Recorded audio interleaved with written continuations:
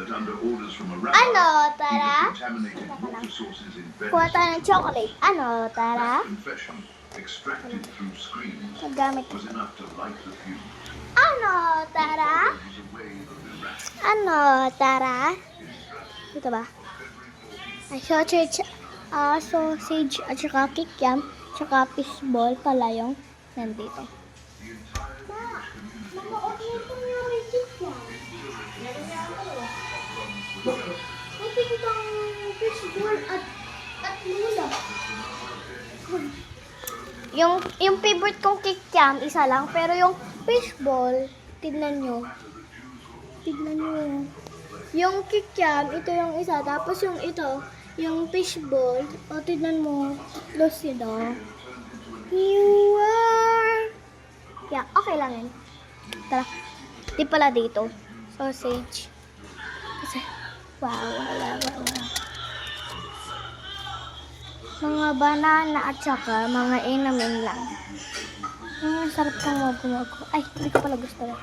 Itong Coke. At saka meron din kami ito yung like 10 pesos. So, kunin na natin tong chocolate.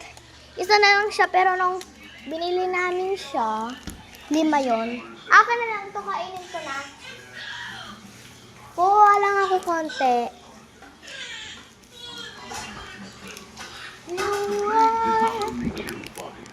Ano, tara?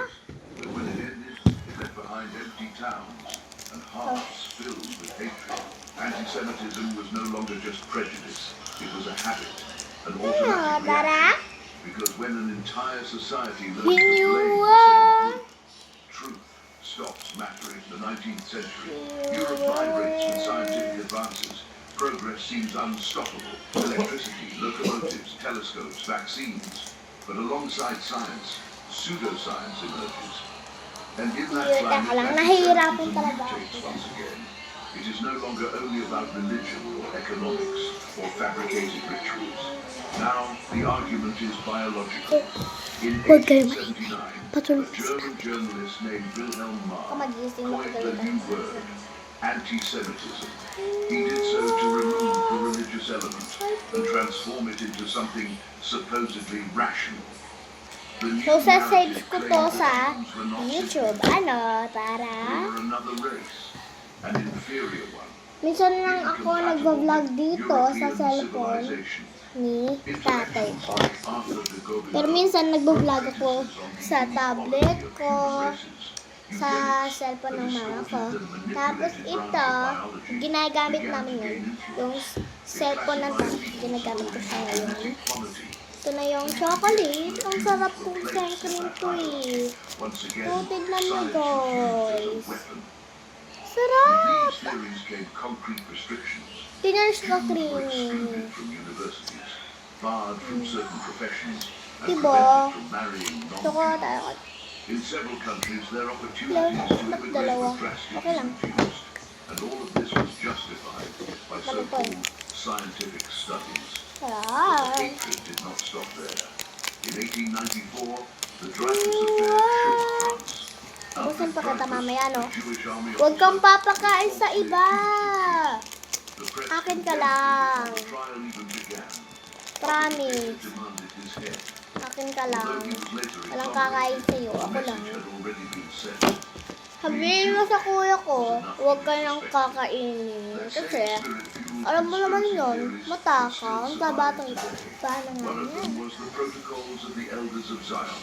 Kapag dumating siya, The Jews had a Kapag secret dumating plan siya, to dominate the world. huwag kang Despite being magpapakain. exposed to Kasi the ang takaw fabrication nun. multiple times, many still Tignan mo, believed. tagal mo na. And so, with ink and paper, Tagal na the pala ng ground tugaso, was kaya prepared ang for sarap. something far Kasi worse. cream, Because since when racism 1950 pa to disguises guys. itself as science, hatred 1950. no longer needs justification.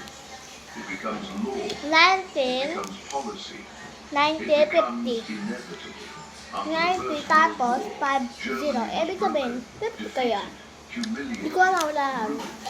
In that Sasarapan na ako dito eh. millions search for answers. A culprit, a face Tama for ba their yun? pain. and one appeared. Kasi di ko na Adolf naaalam eh. Hitler, a Kasi ang frustrated sarap ng veteran, kinakain ko. found in anti-Semitism his most Eh, powerful kasi ang message. He favorite did ko not sa invent it, favorite he ko yung cookies and inherited cream. it and turned it Kaya, into doctrine. In his mas worldview, favorite ko doon sa Jews were matcha. the root of every evil. Masarap yung Economic matcha. crisis, Ang fairness, moral masarap decay, yung shop. communism, Pero sa milk tea capitalism, lang. everything. They were, he claimed, Pero a sa racial ibang cancer, matcha and the siguro. only solution Hindi was to masarap. remove it. In 1935, the Di ba ang Nuremberg daming laws nag-hate ng legalized hatred. matcha? Marriages between Jews and non-Jews were banned. Naman, may Citizenship lipstick rights na. were revoked. Jews were excluded from schools, universities, and public office. Nagagandaan They kasi were no dito longer eh. neighbors, no longer Germans. Nagagandahan ako. They were others. When the Second World War began, that exclusion turned into Dati confinement. madami First akong came makeup the eh. ghettos, like the one in Warsaw. Dati, Sealed nung bata neighborhoods, ako, overcrowded without food ang or dami kong medicine, makeup. surrounded by barbed wire. Pero nung... Then came the transports, cattle cars, not to prisons, Pero nung... but to factories of death. Ano? In January 1942 at the Wannsee Conference, high-ranking Nazi officials drafted what they called the final solution Pero to ang the dami Jewish kong question. makeup mo. It was the coldest phrase ever used to plan Diyan genocide. ko lang. A perfectly organized machinery was born. Auschwitz, Treblinka, Sobibor, Majdanek, camps with one objective, extermination. Upon arrival, prisoners were separated.